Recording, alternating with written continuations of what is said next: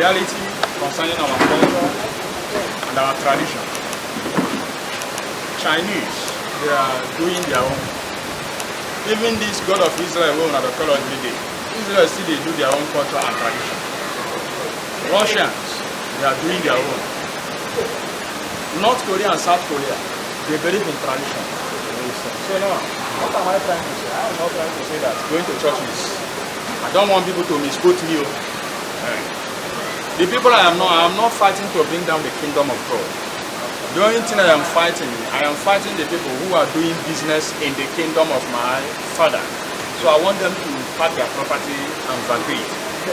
We are still very young. You see, let's say our politicians, those mad politicians, you know what they do? They tell us the youth are the leaders of tomorrow, but since when they don't born you, they don't give you any political office. They don't give you any political office. And now when you don't go finish, now they can't come. Because they don't use you. It's time we go back to our culture. Culture is the total way of the lion.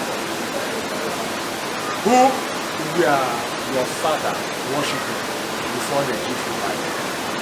What were they doing? Who were they? They should tell me the name of the God where our fathers they worship before the break and give us life. Very simple question. If you don't want us to do what we are doing, if you don't want us to be asking you questions, just tell us and make sure that you came with the fact, because we are eager to hear the fact. Again, sorry to stop you from what you're saying. Can we know who you are? Okay, my name is Afamobo. My name is Jati. This is the gospel. Let us say gospel of Jehovah. So you will do it in many languages. You understand? So, but one of my priorities, I am Igbo language. Afambo, Jew, Eze Oputa Ife Adi.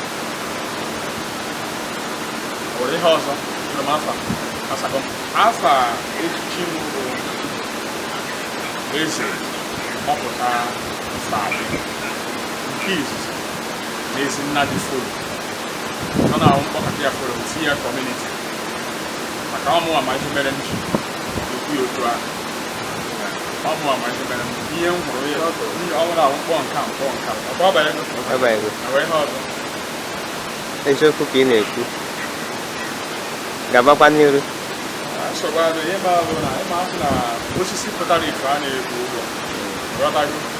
and the other one, I'm one more map tag.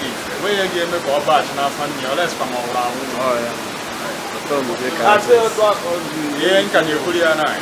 Oh, you want an article, what your does an article. Because, oh, yeah, it's in a mepena, in a careful, when are the careful, now, wow, when another careful, now, wow. You know me, if we need a gathering, come and never oil up to back your talk, you will be so big. I really be a yak again. I talk, it'll be 100 and something. Make up a power, make up a power. As long as we now, we go in our rack. The rack of the niche in each. What I go? All you're going to see, you're going to see the kid. I'll go to have like this. Thank you, sir. Thank you, Obiton at all. Can have one or a cat? Have one or a cat because. You may have a them now. You may have a them. I heard them bona. Nanda Manahana Giga Patogra. The pastor, the bishop, do you done in the Buddha change the name on her. You had Karamobi, I will be a Bona, Open at your house. In my house, and I'll have one fly. But in that. We end up with you Chineke said. You have a mother and dam said. You are them not working. Just over with you about here and that's a car tribe with a Hamaguri, Yamariha, with you, Haton is there on Osia, was there as well. Just over a few mobile house. Haton is there business. So, Obia Lemona, Giovanni, which I have image you. ọ bịagharị m nke ọzọ kwa na ndị ichie ndị anyị na-anọchite ihe niile ha sị na ha ga-eme ejigbo m anya m abụọ a wee hụchaa ya nke ọ bụla ha sị na ha ga-eme ka mechekwa ha bịa mee ya so ọ bụ ọkarọzi mma mmadụ na chi ya ịnọ kara mmadụ na pastọ ya ịnọ nọzi pastọ ya ga-agwa gị eziokwu mana chi ga-agwa gị eziokwu chi ga-agwa gị gawa na chi ga-agwakwa ya na agakwa gị mana ọsọ mgbe ụfọdụ pastọ gị ga-agwa gị gawa ịgaruo ejide gị ebe ahụ ihe achitekwe ọ sịghị na the prophecy adịghị ọdịka were ife ọzọ ị ka were ajụjụ dịkwa ha anyị na-eme enwere na-agba gị okwu n'ukwu na-eme gị na-asọpọtụ gị nwanne m nwoke ka m gwa gị ihe ọbụla ị na-eme n'ụwa a ekwesịrị inwe ndị ga na-asị gị gaba n'iru enwere nke a gaba n'iru enwere